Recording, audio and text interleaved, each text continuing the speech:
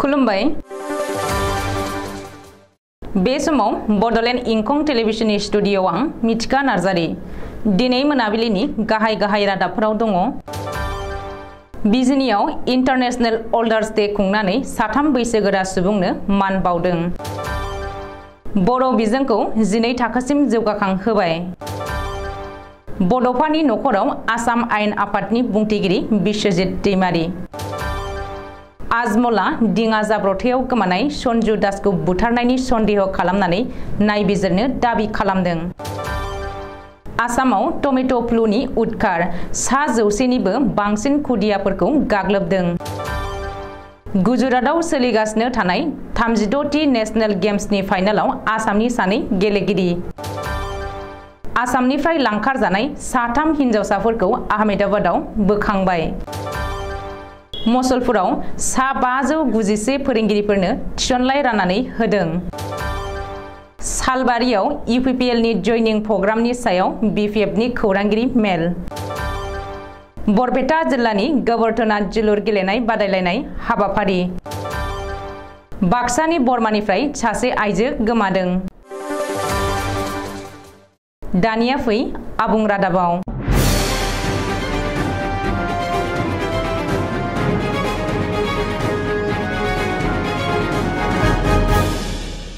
चिरां जिल्लानि बिजनियाव रैमाली academy college BEdनि अडिटोरियामाव सानसेनि हाबाफारिजों अल बड' सिनियर सिटिजेन्स फरामा इंटरनेशनल ओल्डार्स डे एबा सान फालिदों।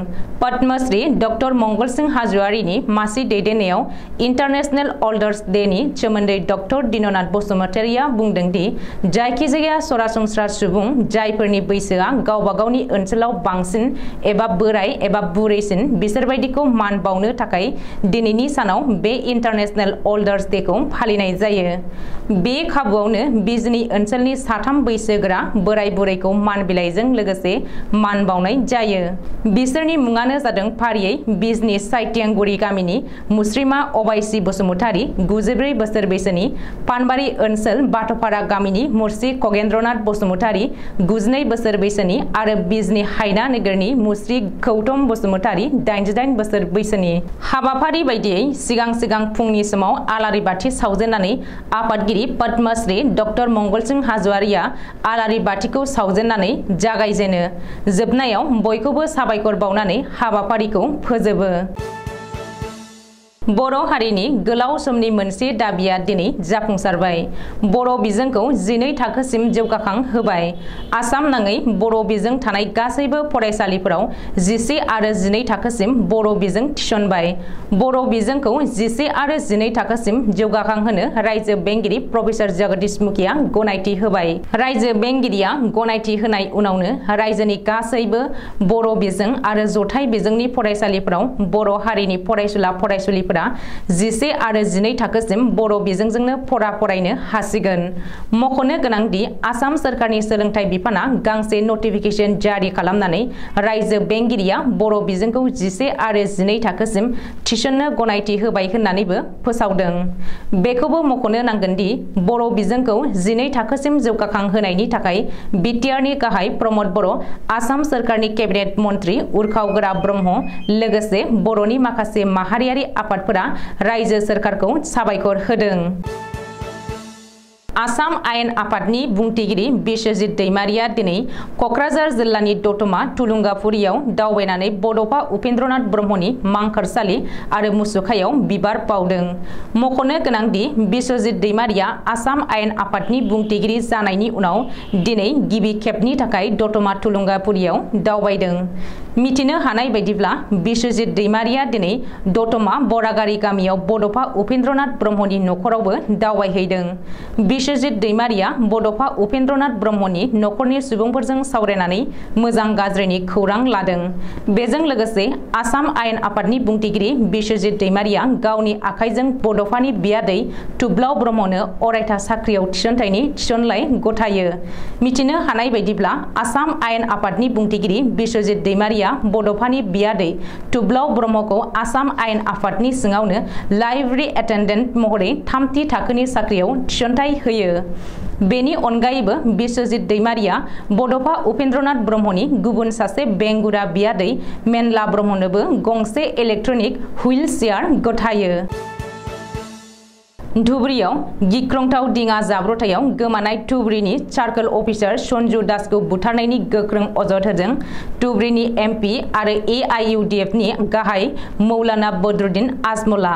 दिङा जाब्रथाय जानाय जायगायाव आजमला मैया दावबायनानै बे गोख्रों अजदखौ होदों आरो बेनि सायाव नायबिजिरनो दाबि खालामदों। मख'नो गोनांदि सन्जु दासखौ प्रि प्लान मार्डार खालामदों होननानै सन्देह खालामदों आजमला। धुबुरीनि सार्कल अफिसार सन्जु दासआ गोग्गो आरो गेबें मावख'गिरिमोन। गावनि गाहायनि मावफारियाफोरा घुस लानाय आरो रां जाख्ल'नायखौ बन्द खालामदोंमोन। गाहायनि माखासे मावफारियाफोरखौबो सोलाय सोल' खालामनो नाजादोंमोन होननानै आजमला बुंदों। बबेखानि दिङा जाब्रथायाव गोमानाय सार्कल अफिसार सन्जु दासनि नखरनि सुबुंनो सोरखारि साख्रि आरो एकालीन 1 कौटि राङारि अनसुंथाइ होनो थाखायबो बदरुद्दीन आजमला रायजो सोरखारखौ दाबि खालामदों। रायजोआव सावस्रि खोन्दोआ फिन गिख्रंथाव थासारि। रायजोआव hand foot and mouth disease बेरामनि उदखार। Hand foot and mouth disease बेरामखौ टमेट' फ्लु मुङैबो मिथियो। मख'नो गोनांदि थांनाय दानसेनि गेजेराव आसामाव 100निबो बांसिन खुदियाफोरनि देहायाव hand foot and mouth disease एबा टमेट' फ्लु गाग्लोबदों। रिपर्ट बादिब्ला आफार आसामनि डिब्रुगड़ जिल्लायाव बांसिनै टमेट' फ्लुनि गाग्लोबनायखौ नुनो मोन्दों।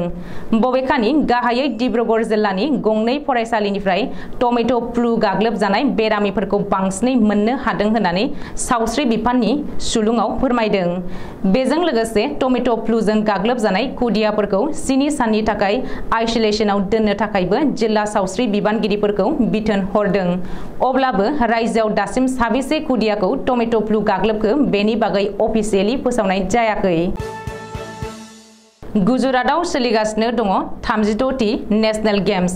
गुजरातआव खुंनाय 36थि नेशनेल गेम्सनिफ्राय आसामसिम मोननै मोजां खौरां सौफैदों। मिथिनो हानाय बायदिब्ला नेशनेल गेम्सनि 100 मिटार खारनायनि सेमिफाइनालाव हाबनो हाबाय आसामनि एथलेटिक्स अमलन बरग'हाया।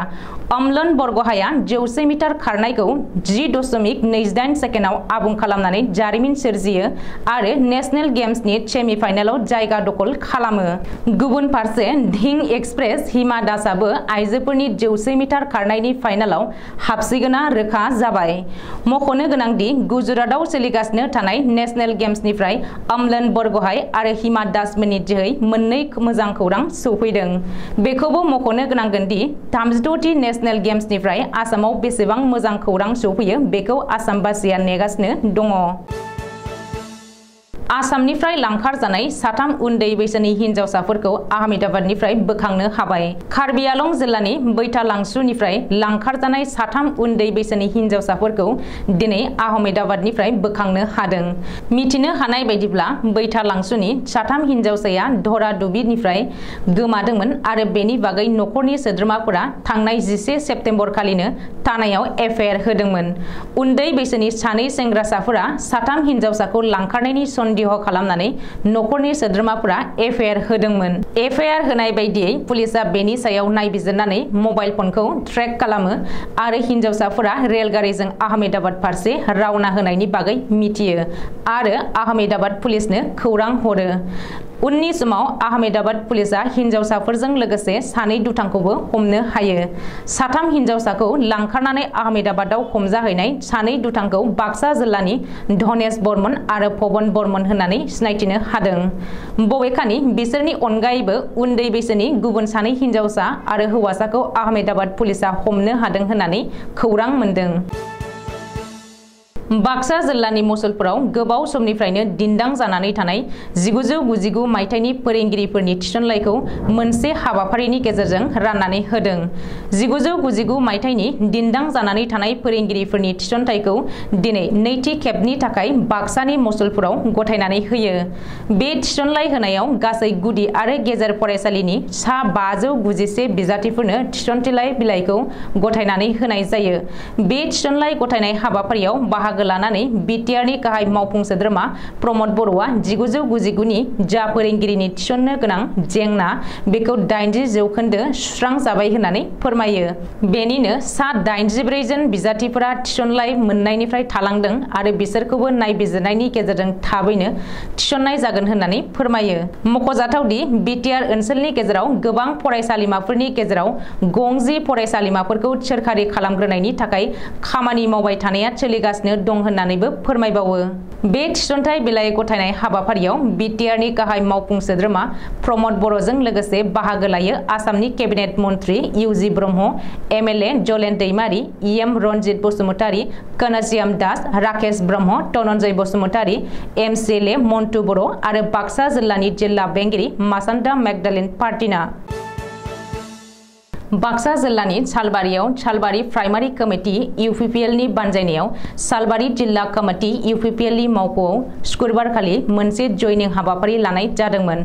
बे बिथिङाव बिपिएफ दोलोनिफ्राय 597निबो बांसिन सोद्रोमाया इउपिपिएल दोलोखौ मोजां मोननानै हाबदों होननानै खौरां बिजोङाव फोसावजादोंमन। लोगोसे बारग' बिएलटिनि सा 6 सोद्रोमाफोरा बिटिआर सोरखार प्रमद बर'नि दैदेननायखौ मोजां मोननानै हाबनाय रादाबा नंखाय होननानै गोख्रों सोंखारिदों बिपिएफ दोलोआ। आबुङै खेंफोरथि होनानै 21 नं सालबारि बियाबनि बिपिएफ दोलोनि एमसिएलए जय मुसाहारि आरो लोगोसेयैनो सालबारि ब्लक कमिटि बिपिएफनि आफादगिरि राजुकुमार बसुमतारी मोनहा।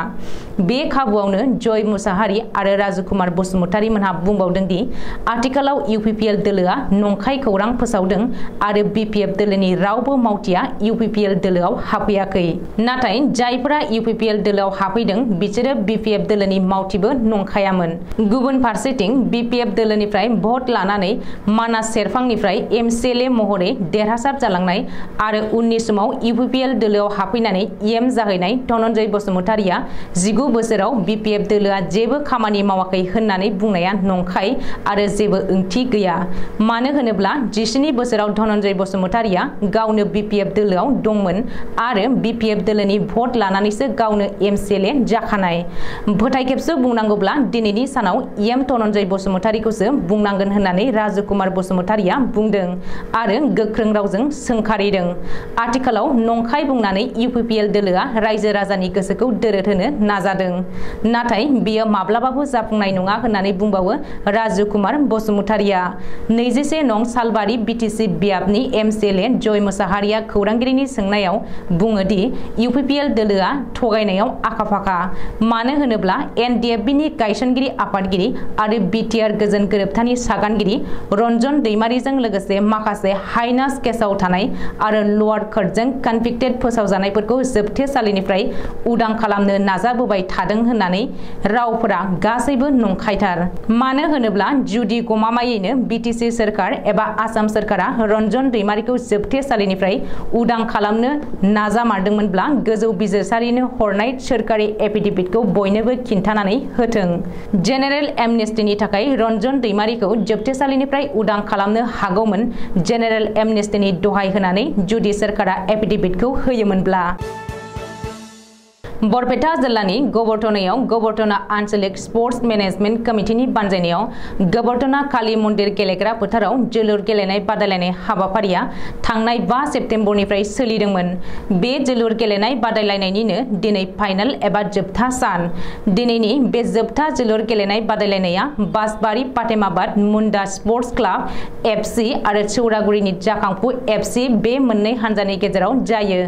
दिनैनि बे जोबथा जोलुर गेलेनाय बादायलायनायाव गाहाय आलासि महरै बाहागो लानानै गेलेग्रा फोथारनि गाहाय लांगोनाखौ बेखेवनानै होयो 40 नं सरभग विधानसभा समष्टिनि एमएलए मनोरन्जन तालुकदारजों लोगोसे गबरटना आन्चलिक स्पर्ट्स मेनेजमेन्ट कमिटिनि आफादगिरि मानिकान्त गयारीजों लोगोसे नेहाथारि पंकज औवारी आरो गोबां मेलेमजिबिफोरा बाहागो लादों। 40 नं सरभग विधानसभा समष्टिनि एमएलए मनोरन्जन तालुकदारा खौरांगिरिनि गेजेरजों फोरमायदों दि बिथाङा एमएलए हिसाबै महरै बे गेलेग्रा फोथारखौ जौगाहोनो थाखाय मोननै स्किम खालामनानै दोनदों आरो बे स्किमा जानानै फैयोब्ला बे गेलेग्रा फोथारा जौगानायनि मिजिं दङ। लोगोसे बिथाङा बुंबावदों दि फोथारखौ जौगाहोनो हायोब्ला बे एरियायाव गेलेनायनि मोजां सुबिदा जागोन होननानै बुंदों आरो बिथाङा बुंबावदों दि बिथांनि मथेब्ला साहा ओनसोलाव माखासे स्टेडियामफोर जानो गोनां दङ, जेरैहाय बागान ओनसोलाव गंसे स्टेडियाम, थिग बेबायदिनो भकुमारियाव गंसे, गोबोरथानायाव थाबैनो स्टेडियाम गंसे जागोन, बाजिगावआवबो गंसे स्टेडियाम बानायनो थाखाय हाबो दंखायो।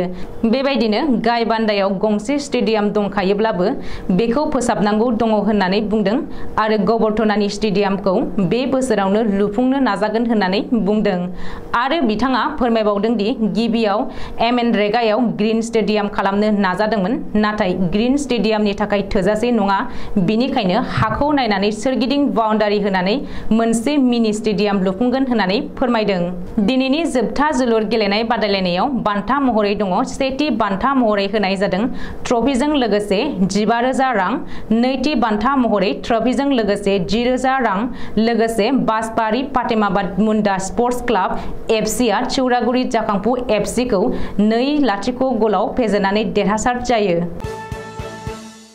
बाक्सा जिल्लानि सिङाव थानाय बरमा पुलिस थानानि बेन्दोंनि दोलबारि आउटपस्ट आवथानि सानजा जारिफारनि थागिबि समिन चन्द्र ब्रह्मनि बिसि लिम्प्रि मोसाहारिया थांनाय 23 सेप्तेम्बरनिफ्राय गोमानानै दं होननानै समिन चन्द्र ब्रह्मआ मिथिनो होदों। बिथाङा फोरमायनाय बायदिब्ला बिथांनि बिसि लिम्प्रि मोसाहारिया थांनाय 23 सेप्तेम्बर खालि गुवाहाटीआव थांनायनि उनाव न'आव गिदिंबोफिनाखै। बे गोमानायनि सायाव समिन चन्द्र ब्रह्मआ दोलबारि आउटपस्टआव गांसे एजाहार होबाय। सोरबाफोर लिम्प्रि मोसाहारिखौ बबेयावबा नुयोब्ला खाथिनि पुलिस थाना नङाब्ला 9678173335 जानबुङाव खौरां हरनो समिन चन्द्र ब्रह्मआ खावलायदों। दिनै मोनाबिलिनि रादाबा एसेनोसै। गोजोन्थों।